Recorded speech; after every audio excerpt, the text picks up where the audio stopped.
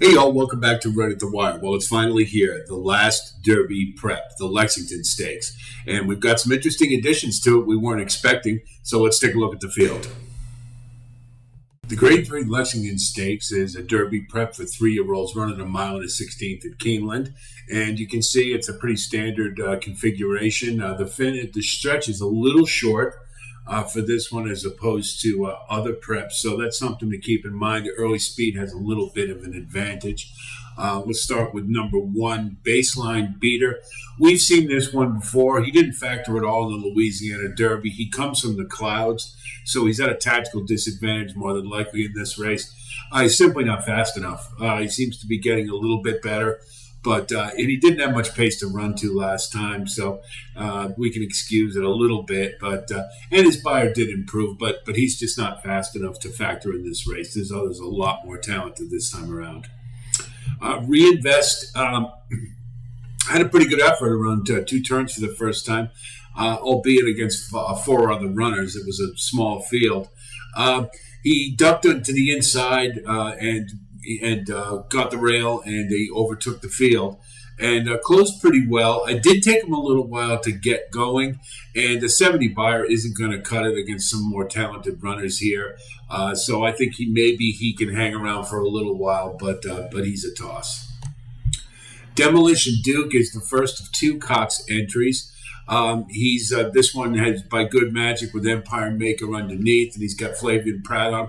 Cox is in the money 7 out of 8 races so far this meet, so he's up to his old tricks.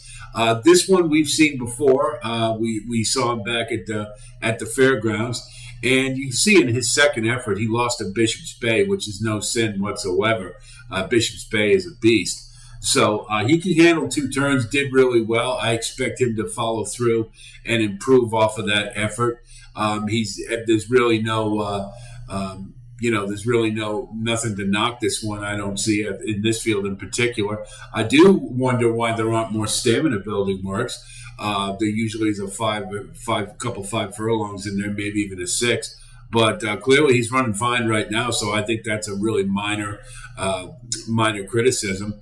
And with Pratt on him, I don't think is a problem. I think this one's a definite win candidate. And I do have to wonder about Cox putting these horses in here if it's a little attempted at Cox blocking Asmussen from getting in the Derby. But I know that's terrible, but just a little pun thought of. Transect was doing really well on synthetic. And I actually thought in the Gotham he might be pretty good. But if you go back and watch that race, he's a gun runner. They love the mud, and he clearly just wasn't comfortable over it. I don't know if it was that or he just isn't very efficient on dirt, but he had a very lumbering stride. He did make a little bit of a move on the back stretch, but at the top of the turn, he didn't have the speed to maintain his position, and consequently, he was just overtaken and he was out of the race. So that was enough for me, and this one, even with blinkers, I don't think that's going to help him. I don't see this one factoring. First Mission is the second one of Cox's, and this one looks like a comer. His first effort, he lost to Bishop's Bay and Batera. That was a pretty stacked field, and I believe that was on Risen Star Day. And he looked pretty good. He stuck with Bishop's Bay for a while. His first effort around 2 turns, his second start, he basically took over that field and won as he pleased. It was a very professional win. And I expect more of the same here. Being up near the pace is definitely the place I think you want to be in this race, and he's a win candidate and a use. Disarm is in this race. He's just trying to get those last 20 points so he can get into the Derby. He's really close, but the only points he got were in the second he got in the Louisiana Derby. I still think they're rushing this one's training along. He hasn't been given the customary time off after a race. And but he is talented, and it appears not to bother him.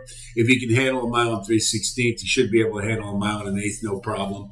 I think he stacks up with some of the better ones here, but this is not a lock for him by any means.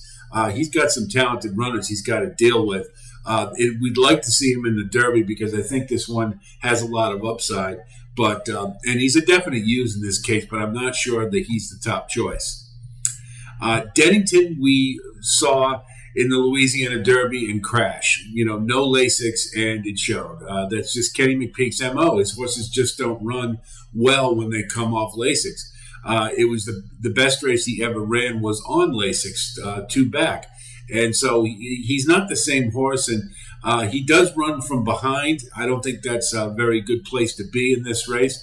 He does have Brian Hernandez on him, McPeek's A rider, but I just don't think he's good enough. And maybe he can get up, clunk up for the Super. But again, without Lasix, I think he's compromised, and I don't expect him to really factor much at all. Empire Strikes Fast is a really interesting horse. He just beat Dreamlike, who finished 3rd in the Wood Memorial. Now, if you watch that race, Empire Strikes Fast was pretty much in control that whole race. Dreamlike took over at the top of the stretch and then basically folded like a house of cards. And Empire Strikes Fast re-rallied and beat him. Now, you could say it was more Dreamlike doesn't like to pass horses. He may have second-itis, I don't know. But you also could say that Empire Strikes Fast had the will to win, and he was able to re-rally, didn't give up. That's a good sign. So this one has some talent for sure. I think he'll be up near the pace, and that's exactly where he should be for this race. And if he takes another move forward, then he's a win candidate, so he's a definite use. Prairie Hawk we last saw in the Tampa Derby, and I was expecting a better effort than he gave in the Sam F. Davis, and he did. He finished 4th, and he was in the race for a little while, but he only got an 80 buyer, and that equals his career best, so he's not really moving forward speed-wise. I think this is what he is, and that's just not going to cut it in this race. He does have grit, and I do like that, so maybe you use this one on the bottom of the exotics possibly, but there's no chance for him to win in this race. Curly, Larry, and Mo, we saw on the Derby Trail at 2 for a little while. He was running against New York breds at Saratoga, and didn't really do terribly well. He did okay. He didn't break his maiden until they switched him to turf. His first effort this year, he came out, got his career high, but he only finished 5th, and he gave up the lead. He was running against Far Bridge, who's a pretty good horse, but those numbers aren't going to cut it in this field, and I don't think the switch to dirt is really a big help for this one. I think you toss him. Arabian Lion we haven't seen in a while, and I thought we were done with him, to be honest. I'm not really sure why he's here. Bob Baffert, oddly enough, is terrible at Keeneland. He's like 1 for 17. He does not transfer well, and Hijazi bombed in the Lafayette last week. This one just doesn't have any heart, in my opinion. He does have some speed, and he stacks up speed-wise, buyer-wise, with some of the others in this race. But he gives it up, and I just don't think he fights for it. And he does have Rod Ortiz on him this time, and they did pretty well in his second start against Giant Mischief. But I think it's going to be same old, and I don't intend to use him. He's also going to burn a lot of chalk, which is good for us, so we can have fatter odds on the horses that matter. So let's take a look at our top 5.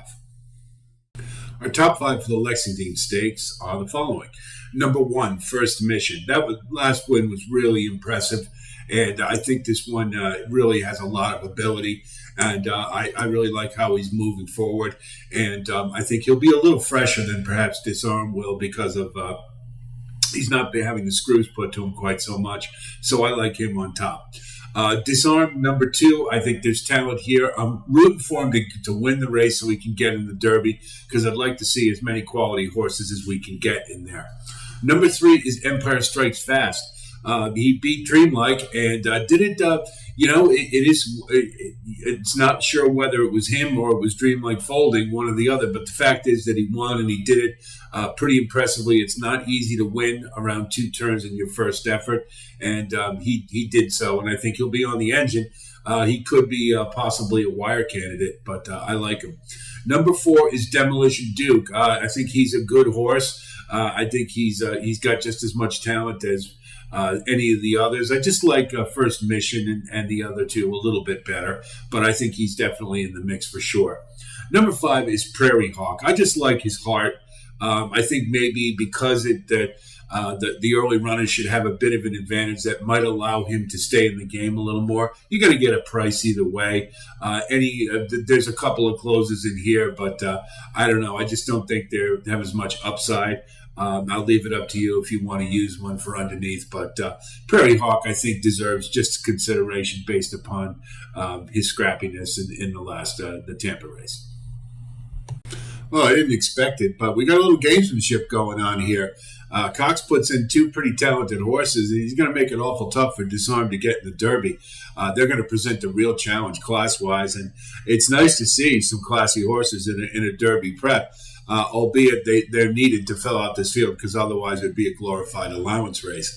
But I think it'll be a fun one to watch, and hope our analysis helps you in formulating your plans for it. Of course, if you do like what you see here, please like and subscribe. And don't forget, we will also have our Keeneland Card Series. We'll have our presentation for Saturday. I believe we've got a Stakes Pick 4 or Pick 5, one or the other we'll have. And Sunday as well, and we'll just keep rolling on as Keeneland does. And we'll also do our usual Derby recaps and whatnot coming up too. So a lot on the way, and I've got some interesting things for the Derby that we're still hashing out, but I think you're going to like them, as I alluded to before. So I'll be talking to you soon, and until then, be well.